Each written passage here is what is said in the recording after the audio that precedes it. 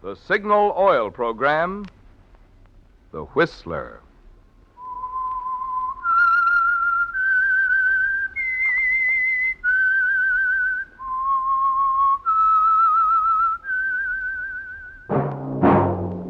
That whistle is your signal for the Signal Oil Program, The Whistler.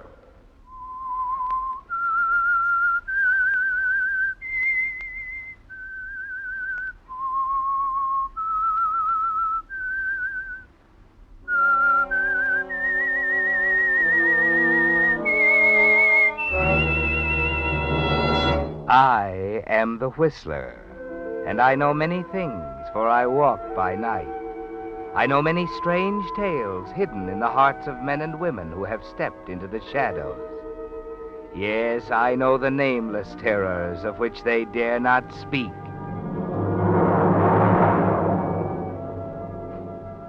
Yes, friends, it's time for the Signal Oil Program, The Whistler, rated tops in popularity for a longer period of time than any other West Coast program in radio history. And Signal gasoline is tops, too, tops in quality. It takes extra quality, you know, to give you extra mileage. And Signal is the famous Go Farther gasoline.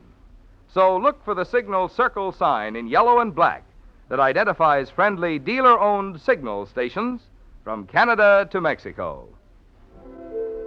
And now the Whistler's strange story, Concerto of Death.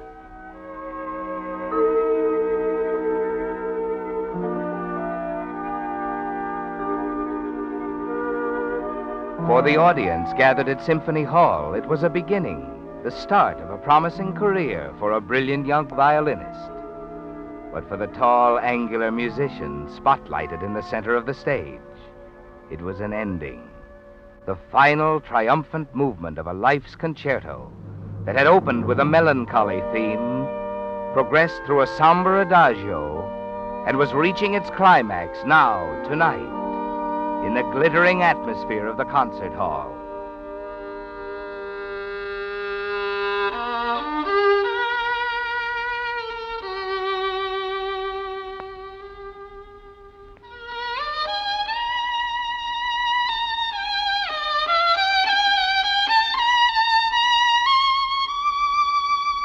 Yes, Victor Carroll, American violinist, was making his debut. But the theme that had run through his entire life's concerto had its beginning many months before.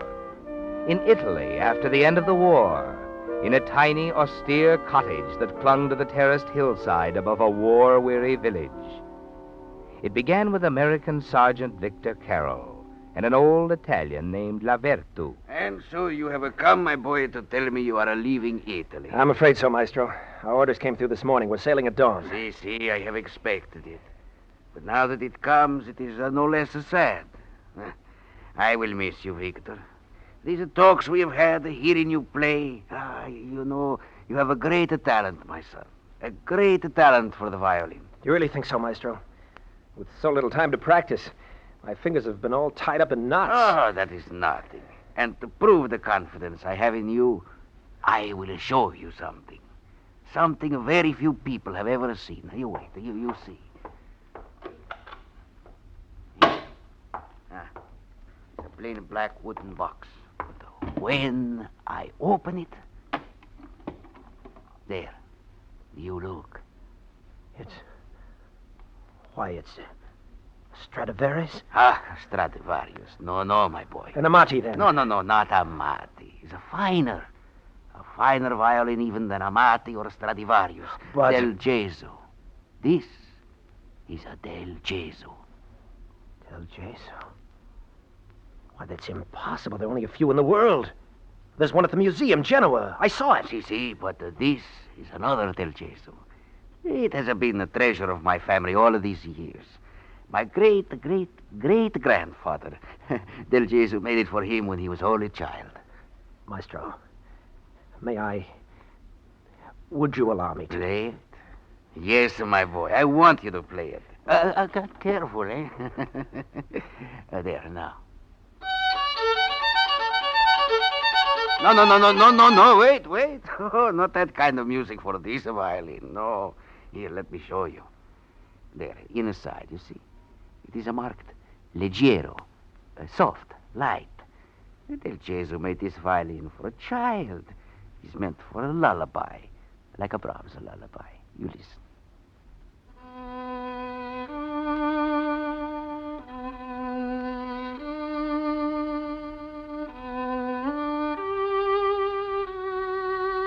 It's beautiful. Beautiful. With a violin like that, I could... You say something, my boy? Maestro, you have no family, no one close to you. You're very...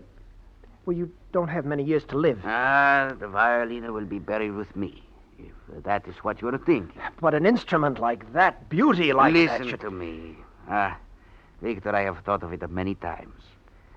I will leave my Del Gesù for the whole world to enjoy, I have said to myself. But they would only put it in a museum. They would place on it a price. The value of music, measured in dollars. No. I've protected with my life. My Del Gesù will die with me. No. Victor, what is it? You look at The me. violin, it can't die with you. It mustn't. I think I should not have shown you the Del Gesù, Victor. You're right, Maestro. You shouldn't have shown it to me.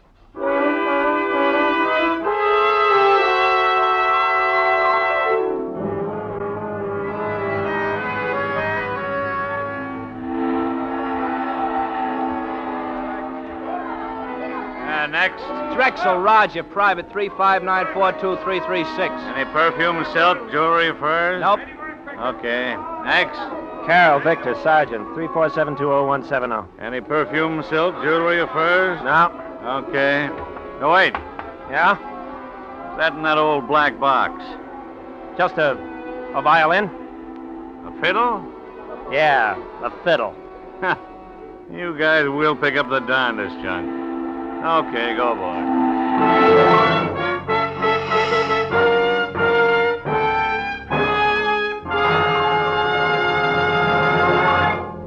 With the prologue of Concerto of Death, the Signal Oil Company brings you another strange story by The Whistler.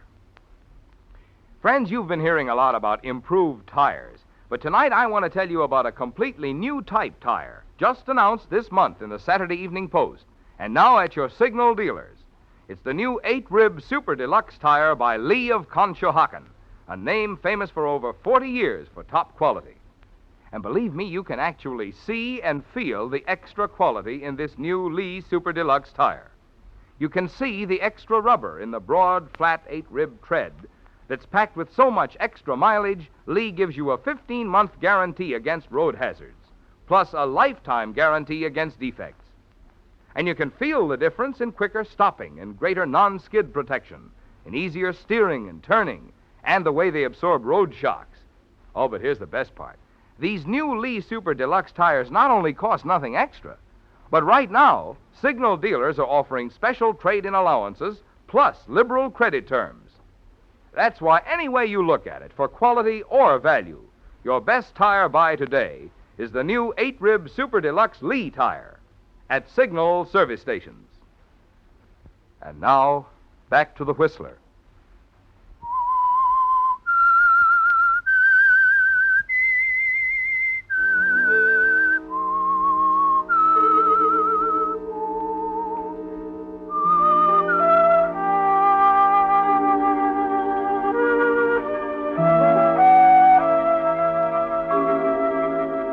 The Italian theme of Victor Carroll's life concerto ended as he walked up the gangplank and stared out across the silent water that reached white-capped fingers toward the United States.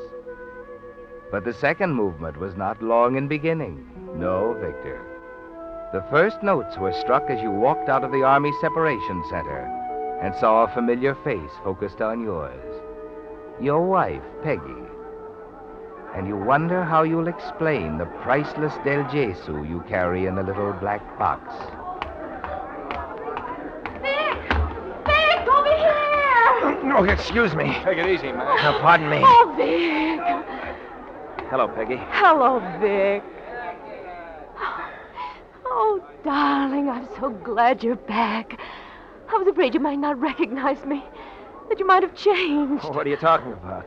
Oh, it's been a long time, Vic. And I love you even more than I did. Oh, Vic, I'm so happy. Peggy. Yes, darling. Peggy, I have changed. You... Well, Vic, what do you mean? My fingers are stiff. I've hardly touched a violin. I've forgotten everything I knew about playing. Oh, is that all? Come on, let's get out of this crowd. It'll come back to you, darling. In a few weeks, you'll be better than you ever were. And besides, I got a surprise for you. Oh, I wasn't going to tell you until we got home, but... Vic, remember that room in the attic where we used to store trunks and things? Uh-huh.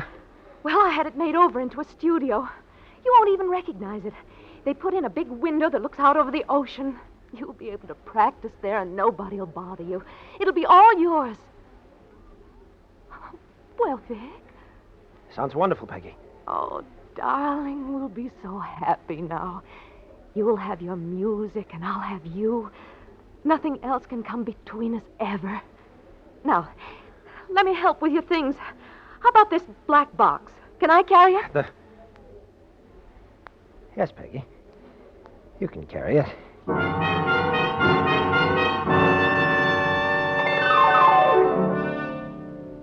You follow her to the car, still feeling like a stranger somehow, still wondering how much you can tell her, if anything.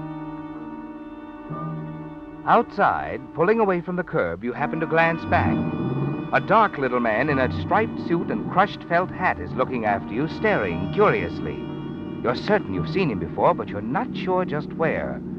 You twist around in the seat to get a better look. But Peggy swings the car around a corner, and he's lost from sight. Everything all right, dear? Yeah. Yeah, sure. Everything's fine.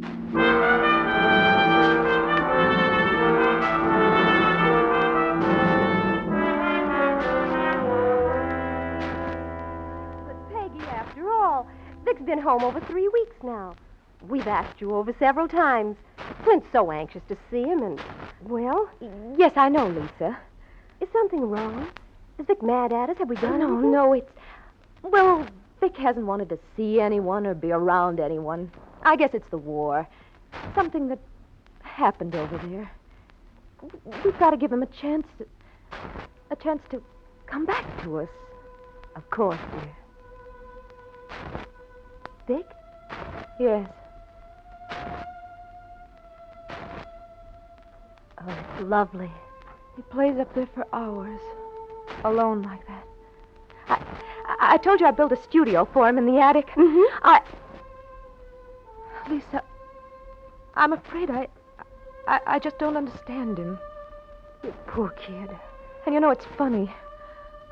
But I've never been inside the studio since he came home. What's he hiding up there? The stolen crown jewels or something? Oh, someday Vic will come out of whatever's bothering him. Then I suppose we'll all have a good laugh about it. Of course, dear. I'm sure we will.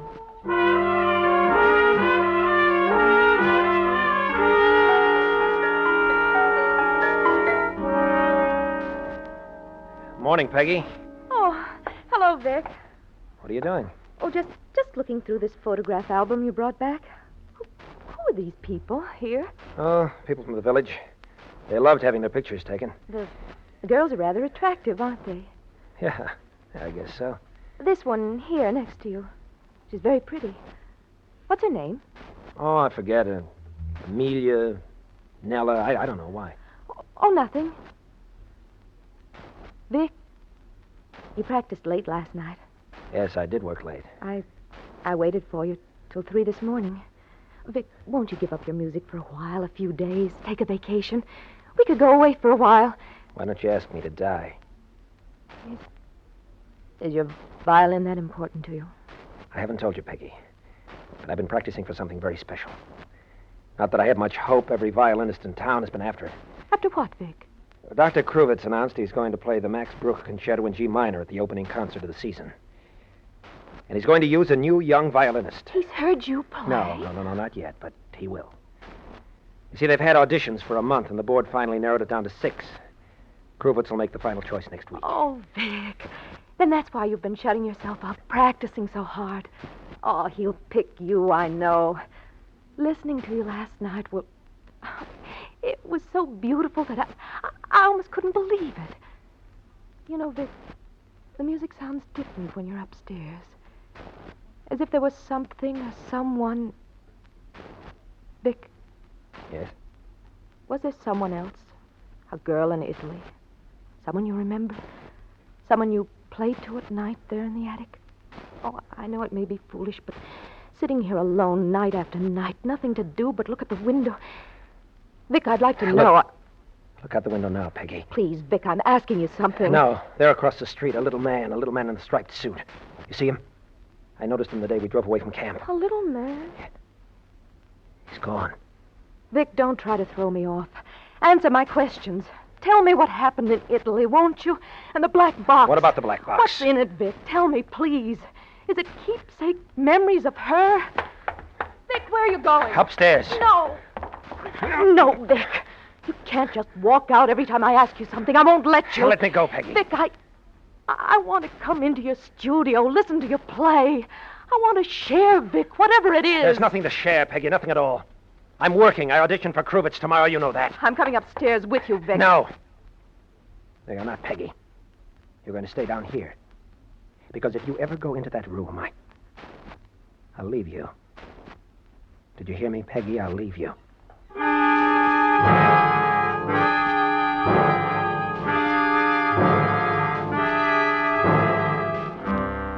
It's the next day that you've been waiting for, isn't it, Victor?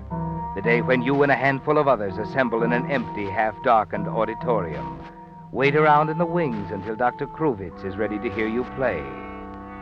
You become more and more nervous as the hours go by, listening to the others one by one as they step out on the stage to play for Kruvitz. Then, finally... I'm sorry you've had to wait so long, Mr. Carroll. That's all right. I don't mind. Dr. Kruvitz has a bad habit of forgetting all about time. I hope waiting here hasn't made you nervous. No, it's all right. See, I've been waiting years for an opportunity like this anyway. Of course. Well, if you want to take your violin and step out on the stage with me, sure. I'll introduce you to him. It's him. Oh, well, Dr. Kruvitz does look rather formidable. No. But don't worry. No, not Dr. Kruvitz. The little man in the striped suit at the back of the theater. What are you talking about? I don't see anyone. He ducked back into the shadows. I'm sorry, I can't stay. I can't. Mr. Carroll!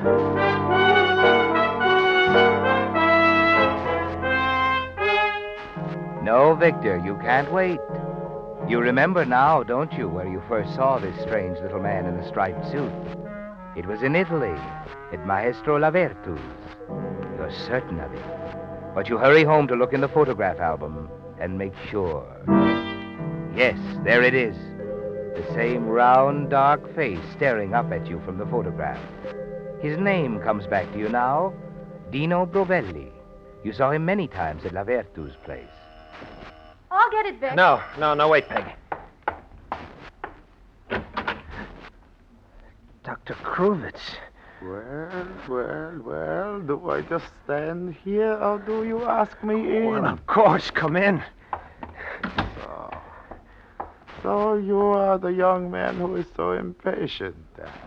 The young man who cannot wait, not even for Kruvitz. Well, I don't blame you. And who is this? Oh, excuse me. This is my wife. Dr. Kruvitz. You, my dear. So you're married. I approve of marriage. Well, why did you run out on me, Carol? Come, an explanation. Well, it's just... I know. You heard others playing, and you were nervous. Well, a good musician should be nervous. Perhaps even you felt inferior to some of them. A good musician should be humble. And perhaps you were angry with me for making you wait so long. Well, a good musician should have fire. So, you may be a good musician. We shall find out. Get the fiddle. Come, get the fiddle. Wait, here, right Of now? Of course. Why do you think I come? I'm a thoughtless old man. I do things stupidly. 6 musicians all at once, one after the other. Ah, such noise. Who could play? Who could sound well? But here, perhaps, one of them will play and will sound well. Huh, Mr. Carrot?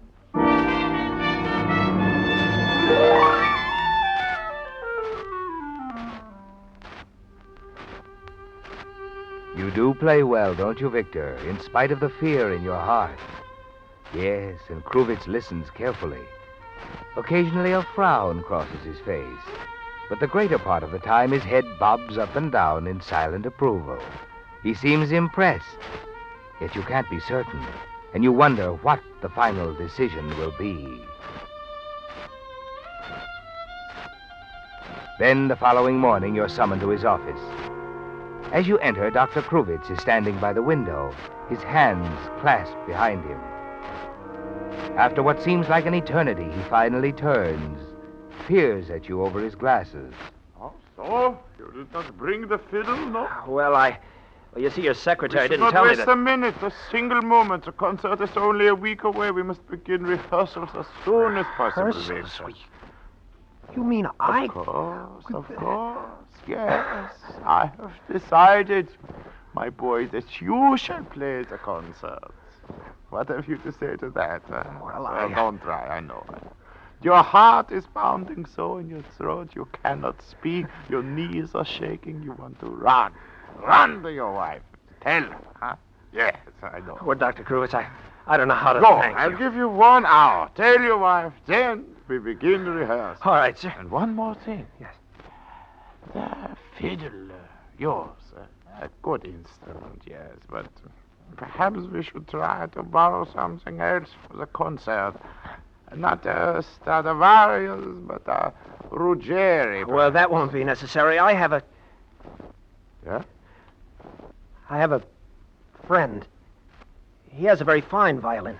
Good. For this concert, the best violin we can get.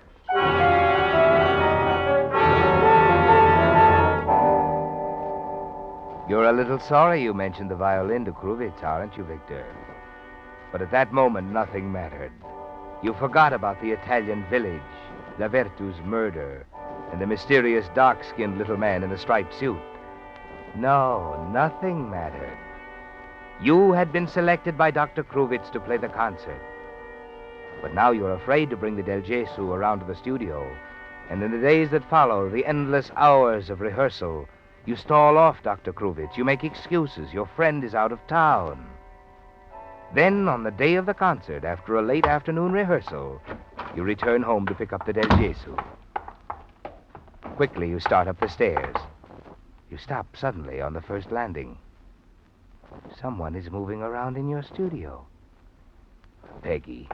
Yes, perhaps she isn't spending the afternoon with the Presbys after all. Peg, I warned you not to... Good afternoon, Signora Carl. Standing in the middle of the room is the small, heavy-set man in a striped suit. At his feet, the black box open. And on the table is the Del Gesù. What are you doing here? I was curious, Signor. Now that I have found what I was looking for, well, we have much to talk about, no? You shouldn't have come after me, you know. That was a bad mistake. One moment. I killed once for this violin. I won't hesitate to kill Signor, again. I warn you. Do not come closer. I won't hesitate to kill again. Ah!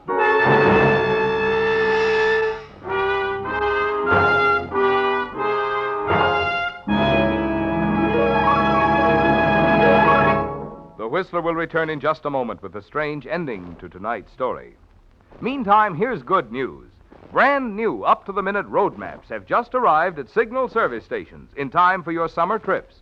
And friends, pardon my enthusiasm, but these new signal maps are without a doubt the finest I've ever seen.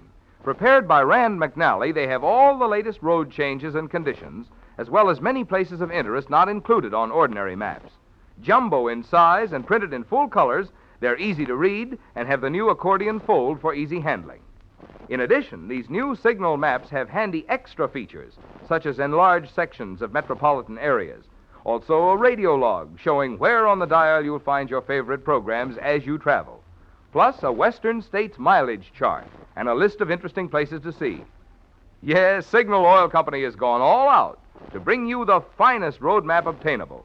And now they're yours for the asking at any Signal service station. Now, back to the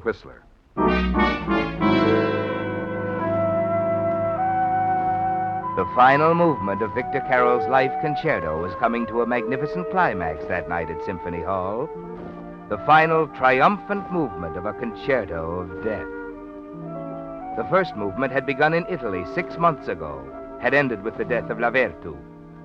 The second movement had also ended with the murder of Dino Brovelli. And 2 hours later, Victor Carroll stands spotlighted on center stage.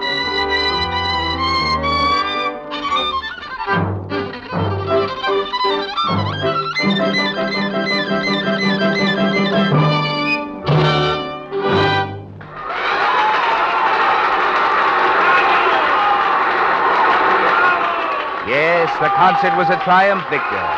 But as you stand there taking your bows, you're thinking of the small, heavy-set man in the striped suit who is sprawled out on the floor of your attic studio with a bullet in his heart and thinking how to get rid of him. You hurry out of the hall, the applause still ringing in your ears. Sending your wife and friends on ahead to the reception, you hurry home alone. As you slip the key into the front door, 2 men emerge from the shadows beside you. Mr. Carroll? What do you want? Lieutenant Paul, FBI. Been waiting for you. Shall we go in? I don't understand. What's wrong? You mind if I take this? My violin? Yeah. Uh-huh. I think this is what we're looking for. This and a gent named Dino Brovelli. Brovelli? Look, Mr. Carroll, we know you spent a lot of time in Italy. Made a lot of friends there.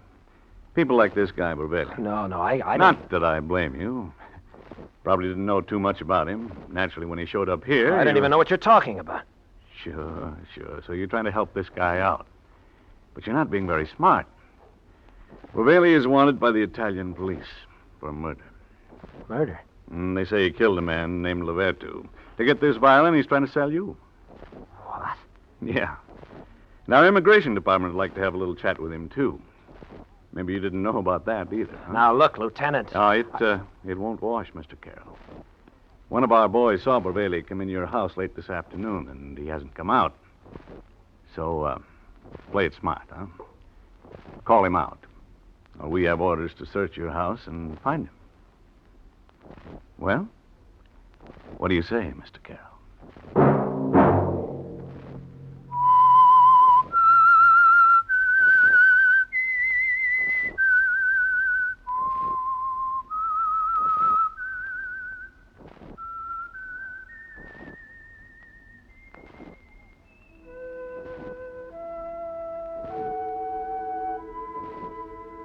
Let that whistle be your signal for the Signal Oil program, The Whistler, each Wednesday night at this same time. Brought to you by the Signal Oil Company, marketers of Signal gasoline and motor oil and fine quality automobile accessories. Signal has asked me to remind you, to get the most driving pleasure, drive at sensible speeds, be courteous, and obey traffic regulations. It may save a life, possibly your own.